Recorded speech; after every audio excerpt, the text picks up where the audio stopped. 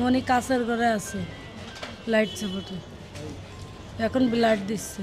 ডাক্তাররা বলছে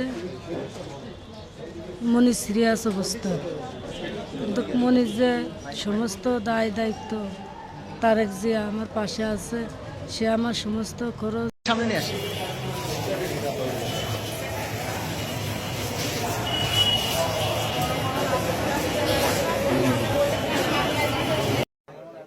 নারী শিশু নির্যাতন ও ধর্ষণ, বাংলাদেশে ধর্ষকদের কোনো স্থান হবে না।